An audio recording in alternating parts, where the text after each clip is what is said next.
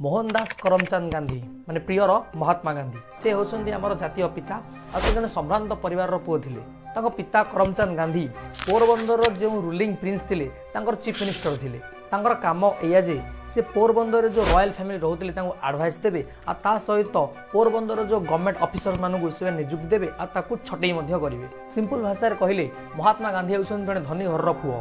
जेहेतु से धनी घर रो पुओ थिले तांकर युवक समय से किसी एई टाइप रो देखा जाउथिले। हेले आम दिमाग रे जो महात्मा गांधी छवि अच्छी ता किसी एई टाइप अच्छी। तेज महात्मा गांधी जड़े धनी घर व्यक्ति है कहीं सारा जीवन मात्र 2 जोड़ी कपड़ा बितेई देले। सहित केबे महात्मा गांधी आंदोलन को आसिले आ कहीं आसिले कौन थिला तांकर प्रथम आंदोलन और किपरि तांकर एक आंदोलन भयंकर हत्याकांड रूप नहीं गला से विषय जानिबा आज वीडियो रे।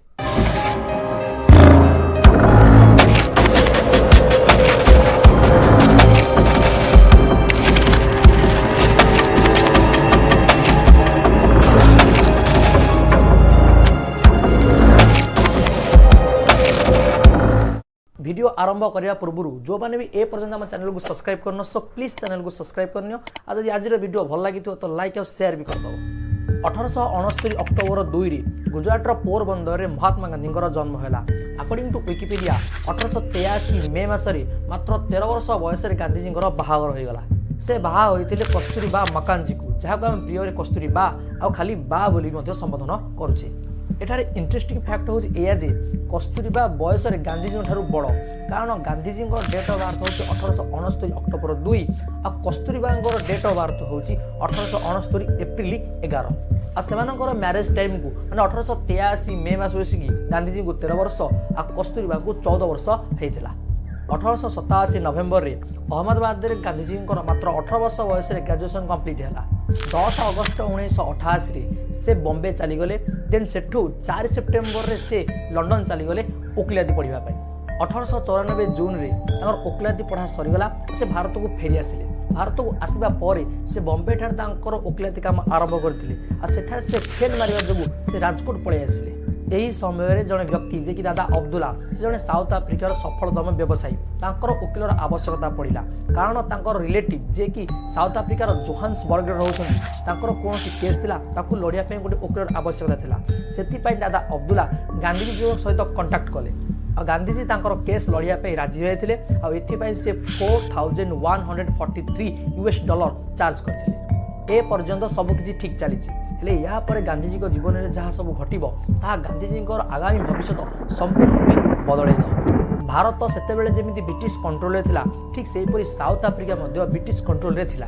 बास एतिकी नुह सेतेबेले साउथ आफ्रिका चलथिला वर्ण वैषम्य नीति अर्थात कला आ गोरार भेदभाव। ए वर्ण वैषम्य नीति द्वारा इंग्रेज माने सेठाकर कला लोक मानकु आ ता सहित भारतीय मानकु विभिन्न प्रकार अत्याचार करुथिले जेमिति कि सेमानकर भोट देवार कोनोसी अधिकार नथिला। जदि सेठाकर कला लोक कि भारतीय लोक भोट देवा चाहूले तेबे सेमानकु रजिस्टर करिया पड़िबो आ रजिस्टर पई सेमानकु फीस माने पैसा मध्य देबाकू पड़िबो। सेमानकु रहिबा आ घर करिया पई एमिति जगह दे जाउथला जो जगह तुम यदि बहुत दिन पर्यंत रहिजिवो तेबे तमरो स्वास्थ्य निहाती भाबरे खराब होइजिवो। बास एतिकी नुहे सेमानकु राति 9टा पर घर बाहरियाकू मना थिला आ ता सहित ट्रेन रे गला बेले फर्स्ट क्लास और सेकंड क्लास कोच को सेमान व्यवहार करि परिबे नाही। एई टाइप रो किछि अजब गजब आईन सेठी थिला। जितेबाला गांधी जाई साउथ आफ्रिका रे पहुंचिले से आईन रो मध्य शिकार हेथिले। गांधी जितेबाला केस लड़िया पे कोर्ट को गले गांधीजी पगड़ी काढ़ा को बाध्य करा जायथिला। तमे समस्त जानिथिबो जे पंजाबी लोक जेमिति पगड़ी यूज करंती ठीक सेहीपरि गुजरात लोक मध्य पगड़ी यूज करंती। थरे राति 9टारे जितेबाला गांधीजी रास्ता रे चली चली जाउथिले सेतेबाला से पुलिस रो मिसबिहेव रो शिकार होइथिले आ ता सहित गांधीजी को रहिया पई समस्त होटल मध्य मना कर दिथिले। ए सब भितर सब इंटरेस्टिंग स्टोरी होची जे थरे गांधीजी ट्रेन रे यात्रा करथिले आ तांको पाखरे थिला फर्स्ट क्लास रो टिकेट। जेहेतु से फर्स्ट क्लास टिकेट करथिले सेथिपई से फर्स्ट क्लास कोच रे बसिकी जाउथिले। हेले तांको साथी रे जो गोरा लोकटी यात्रा करुथिले से गोरा लोक जणे को कंप्लेन कले गांधीजी को विरुद्ध रे जे गांधीजी जणे कला लोक होई मध्य किपरि फर्स्ट क्लास यात्रा करि पारुछंती आ तांकर कंप्लेन द्वारा गांधीजी को तांकर लगेज सहित बाहर को फिंगी दिया गला। गांधी जो केस लड़िया नाटाल सहर जाइथिले से केस 1894 मे मासरे सरीगला। एते बेलू गांधीजी प्राय साउथ आफ्रिकार 1 वर्ष रही सारिलेनी। एबे गांधीजी को भारत फेरिबार थिला सेथिपई सेठाकर भारतीय माने गांधीजी को पई एक फेयरवेल पार्टी रो आयोजन करथिले। हेले नाटाल गवर्नमेंट जो सब यही पातर अंतर आईन सब तैयारी करथिला ता सहित गांधी जो सब अन्यायर शिकार होते ये सब किसी गांधीजी मन में विद्रोह सृष्टि करुला। ए सब किछिर समाधान करने गांधी सेठे रही इच्छा प्रकाश कले और सेठे से रही ए सब समाधान करने चेष्टा कले एमती रहू रहू से प्राय सेठारे 21 वर्ष रहीगले। सेठा रोहुथिया भारतीय मन में राजनैतिक सचेतनता जागृत करने 1894 मसीह महात्मा गांधी सेठारे नाटाल भारतीय कांग्रेस नामक एक राजनैतिक अनुष्ठान स्थापन कले। ता सहित ये जो गोरा लोक माने कला लोक मान अत्याचार करुछंती ए संबंध डिटेल्स लोक मानकु जणेबा से गोटे संवाद पत्र प्रचलन कले जार ना होची इंडियन ओपिनियन। गांधी सेठारे समस्त बुझेले जे जदि तुम तुम हक पाइबा चाहूच ताल तुमको लड़िया पड़ो लड़ापी गांधीजी एक अस्त्र देले से अस्त्र हूँ सत्याग्रह। ये सत्याग्रहर दुईटी धार थिला गोटे हूँ सत्य आ गोटे हूँ अहिंसा। से यही सत्याग्रहर अर्थ समस्त बुझेदेले से कहले जे आम सर्वदा सत् पथरे जीवा आ सत् पाई लड़िबा हेले हिंसा नुह केवल अहिंसा। सेठा रही गांधीजी बहु कला आईन विरोध में आंदोलन करते अनेक कला आईन भितर गोटे कला आईन हूँ 1906 पारित होता जार ना हूँ एशियाटिक रेजिस्ट्रेशन सर्टिफिकेट एक्ट। यही आईन अनुसार एशियार लोक खास करके इंडिया आउ चाइनार लोक मैंने जदि ट्रांसवाल रहा चाहूँगी तेबे सेमानकु सेमानंगर आंगुली छाप थिबा एक सर्टिफिकेट सर्वदा पाखे रखा पड़ो आ सर्टिफिकेट से गोटे इंटरनाल पासपोर्ट लाखे काम करिवो माने तुम सेठार नागरिक सेठार नागरिक नुह जड़े विदेशी लोक लाखे रहा पड़ो। ए आईन विरोध में आंदोलन करने 1906 मसीहा सेप्टेम्बर मास 11 तारिख में जोहान्सबर्गर एम्पायर थिएटर एक सभार आयोजन है। तुम जदि गवर्नमेंट विरोध में आंदोलन कर तो गवर्नमेंट तो निहाती भाव में एक्शन नब आ ही है गवर्नमेंट एक्शन नेला बहु आंदोलनकारी मानू गिरफ करागला ता सहित महात्मा गांधी की गिरफ करागला। महात्मा गांधी को गिरफ कर जोहान्सबर्गर कारागार नहीं बंदी रूपे रखागला। गांधीजी समस्त अनेक सत्याग्रही गिरफ हो गले हेले आंदोलन कमिला ना जार फलस्वरूप इंग्रेज सरकार बाध्य हो आईन को कोहल करते।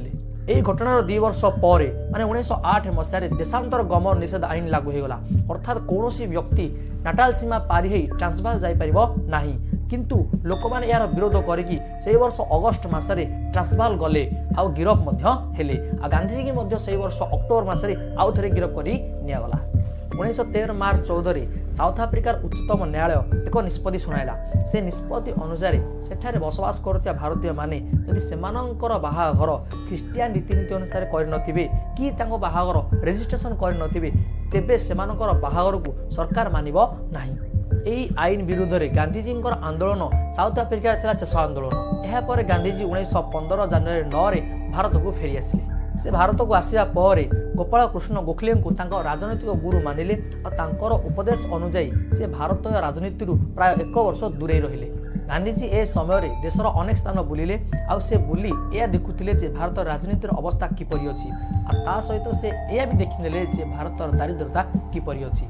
से भारतर दारिद्रता देखि तांकर निजर वेशभूषार परिवर्तन आनिले। चलो एबे टिके नजर पकाइबा भारत में महात्मा गांधी प्रथम आंदोलन माने चंपारण आंदोलन। बिहार गोटे जिला हूँ चंपारण। सेठारे चाषी मानू जमीर 20 भाग 3 भाग में नील उत्पादन करने बाध्य यही व्यवस्था को 3 काठिया व्यवस्था कहला।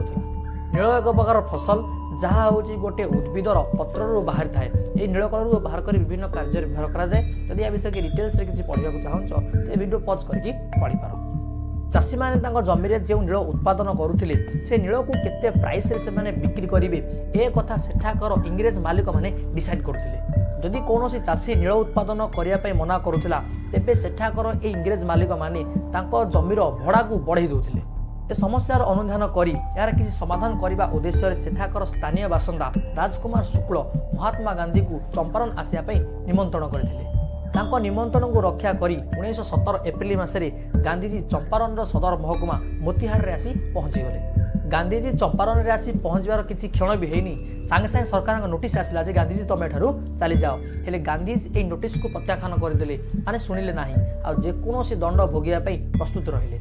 शेष में समस्यार अनुधान करने गांधीजी को अनुमति दिगला ता सहित एक तदंत टीम करागला से सदस्य गांधीजी रहिले।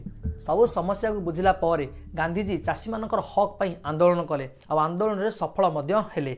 परिशेष 3 काठिया व्यवस्थार उच्छेद है इंग्रेज सरकार माने जो पैसा नहीं जाइए तार 25% चाषी मानू फेरई दिगला।